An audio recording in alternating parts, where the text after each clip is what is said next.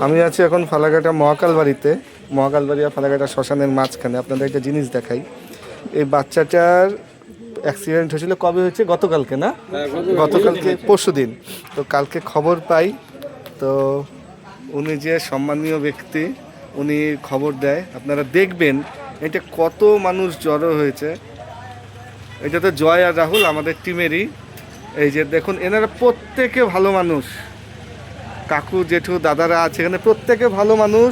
দেখুন বাচ্চাটার জন্য দুধের ব্যবস্থা করছে, দুধ খাচ্ছে, আমাদের ট্রিটমেন্টও চলছে, এর সাথে ওষুধের ব্যবস্থা করছে দাদা বলার পর সাথে সাথে।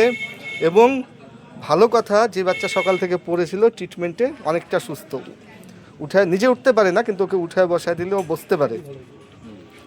মানে এরকম মানুষের দেখা মাঝে মধ্যে পাওয়া যায়, সব সময় পাওয়া যায় না। অনেকে আছে খারাপ ব্যবহার করে পশুদের প্রতি, তো ওনাদের থেকে শেখা উচিত। ধন্যবাদ সবাইকে, হাত জোর করে সবাইকে আমি নমস্কার জানাই যে এরকম পাশে থাকবেন যাতে ওরা সুস্থ হয় পশুরা।